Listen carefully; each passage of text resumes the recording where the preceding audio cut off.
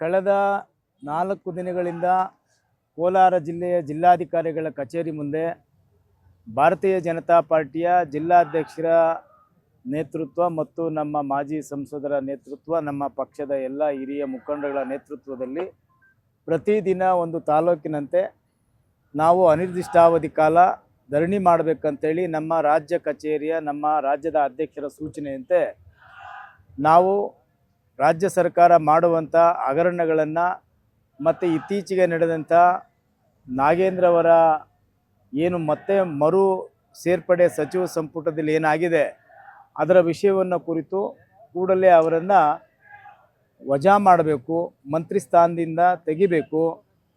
ಅವರನ್ನು ಆ ಒಂದು ವಿಷಯದಲ್ಲಿ ಮುಕ್ತರಾಗಿ ಬಂದ ಮೇಲೆ ಅವರು ಮತ್ತೆ ಸಚಿವ ಸಂಪುಟ ಸೇರೋದ್ರಲ್ಲಿ ನಮ್ಮದೇನು ತಕರಾರಿಲ್ಲ ಅನ್ನುವಂಥ ವಿಷಯವನ್ನು ಇಟ್ಕೊಂಡು ಇಡೀ ರಾಜ್ಯಾದ್ಯಂತ ಜಿಲ್ಲಾಧಿಕಾರಿಗಳ ಕಚೇರಿ ಮುಂದೆ ಭಾರತೀಯ ಜನತಾ ಪಾರ್ಟಿ ಇವತ್ತು ಹೋರಾಟವನ್ನು ಮಾಡ್ತಾ ಇದೆ.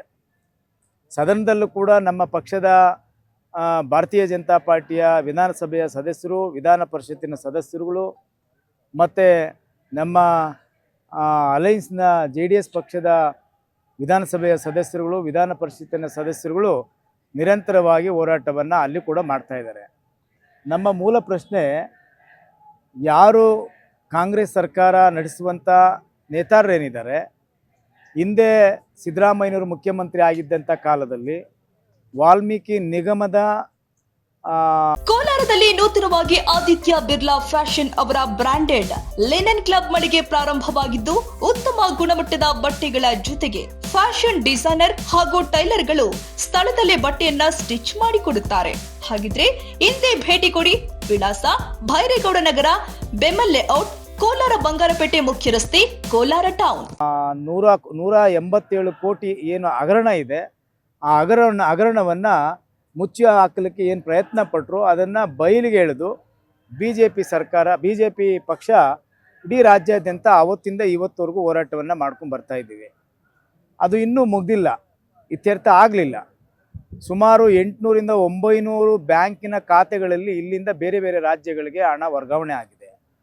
ಆ ನಿಗಮದಲ್ಲಿರ್ತಕ್ಕಂಥ ಹಣ, ಆ ನಿಗಮದಲ್ಲಿ ಬರುವಂಥ ಎಲ್ಲ ಶೋಷಿತ ಸಮುದಾಯ ಏನಿದೆ, ವಾಲ್ಮೀಕಿ ಸಮುದಾಯದ ಶೋಷಿತ ಸಮುದಾಯ, ಆ ಸಮುದಾಯಗಳ ಬಡ ಕುಟುಂಬದ ಏಳಿಗೆಗೋಸ್ಕರ, ಉದಾಹರಣೆಗೆ ಗಂಗಾ ಕಲ್ಯಾಣ ಯೋಜನೆ ಇರ್ಬೋದು, ಮನೆ ಕಟ್ಟಲಿಕ್ಕೆ ಅವರಿಗೆ ಅನುದಾನ ನೀಡುವಂಥದ್ದು, ಅವರ ಕಾಲೋನಿಗಳಿಗೆ ರಸ್ತೆ ಚರಂಡಿ ಅಭಿವೃದ್ಧಿ ಮಾಡುವಂಥದ್ದು, ನಿವೇಶನ ರಹಿತರಿಗೆ ಮತ್ತು ಭೂ ರಹಿತರಿಗೆ ಭೂಮಿಯನ್ನು ಖರೀದಿ ಮಾಡಿ ಕೊಡುವಂಥದ್ದು, ಈ ರೀತಿ ಒಂದು ಅಸೆಟ್ ಮಾಡುವಂಥ ಯೋಜನೆಗಳಿಗೆ ಮೀಸಲಿಟ್ಟ ಹಣ.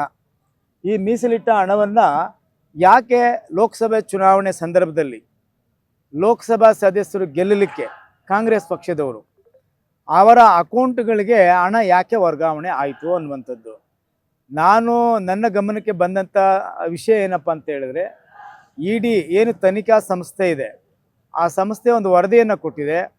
ಆ ವರದಿಯಲ್ಲಿ ಉಲ್ಲೇಖ ಆಗಿದೆ, ಬಳ್ಳಾರಿಯಲ್ಲಿ ಲೋಕಸಭಾ ಸದಸ್ಯರು ಗೆಲ್ಲಲಿಕ್ಕೆ ಮತ್ತು ವಿಧಾನಸಭೆಯ ಸದಸ್ಯರುಗಳು ಗೆಲ್ಲಲಿಕ್ಕೆ ಅವರ ಅಕೌಂಟ್ಗಳು ಕೂಡ ಹೋಗಿದೆ ಅನ್ನುವಂಥದ್ದು ತನಿಖಾ ಸಂಸ್ಥೆ ವರದಿಯಲ್ಲಿ ನೀಡಿದೆ ಅನ್ನುವಂಥ ವಿಚಾರ ತಿಳಿದಿದೆ. ಇಂಥ ಒಂದು ವಿಷಯಗಳು ಗಂಭೀರವಾಗಿರೋದ್ರಿಂದ ಯಾಕೆ ತರಾತುರಿಯಲ್ಲಿ ನೀವು ಅವರನ್ನು ಮತ್ತೆ ಮರು ಆಯ್ಕೆ ಸೇರ್ಪಡೆಯನ್ನು ಮಾಡಿಕೊಂಡ್ರಿ? ನಾಗೇಂದ್ರ ಅವರನ್ನು ಮುಂದಿಟ್ಕೊಂಡು, ನಿಜ ನಾಗೇಂದ್ರ ಅವರು ಶೋಷಿತ ಸಮುದಾಯಕ್ಕೆ ಸೇರಿದಂಥವರು, ಅವರು ನನ್ನ ಜೊತೆಲೂ ಕೂಡ ಶಾಸಕರಾಗಿದ್ದರು, ಅದನ್ನು ಒಪ್ಕೊಳ್ಳೋಣ.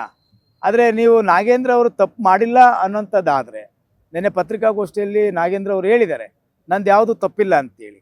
ಅವ್ರದ್ದು ತಪ್ಪಿಲ್ಲ ಅಂತ ಹೇಳೋದಾದರೆ ಮತ್ತು ಈ ಹಣ ಯಾರ ಅಕೌಂಟ್ಗೆ ಹೋಯಿತು, ಯಾರು ಹೇಳಿದಕ್ಕೋಸ್ಕರ ಇದು ಮಾಡಿದ್ರು ಅನ್ನುವಂಥದ್ದು ಅವರೇ ಬಹಿರಂಗ ಪಡಿಸ್ಲಿ. ನಾವು ಅವ್ರ ವಿರುದ್ಧ ಪ್ರತಿಭಟನೆಯನ್ನು ಮಾಡ್ತೀವಿ ಭಾರತೀಯ ಜನತಾ ಪಾರ್ಟಿಯವರು.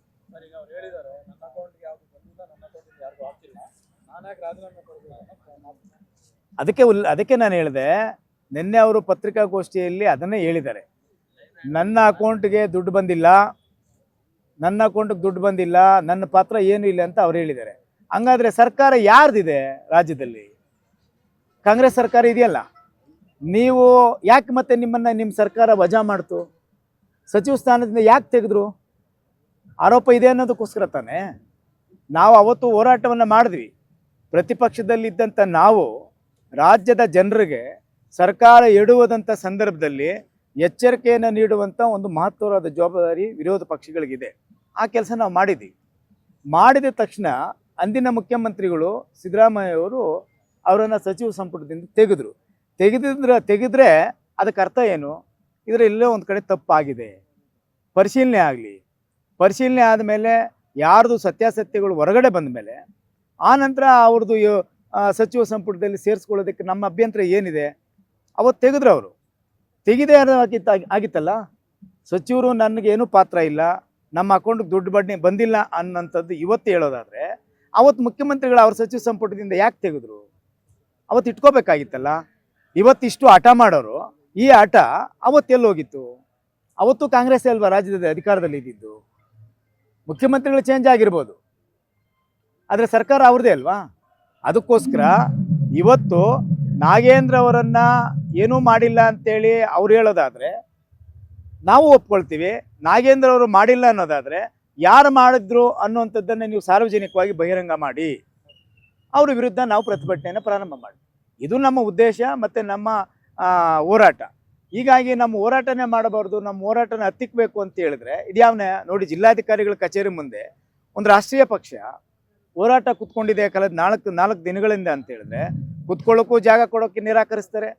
ಇಲ್ಲಿ ನೆರಳು ಬಿಸಿಲು ಮತ್ತು ನೆರಳೇನಿಲ್ಲ ಅಂತೇಳಿ ಬಿಸಿಲಿಲ್ಲ ಮತ್ತು ಮಳೆ ಬರ್ಬೋದು.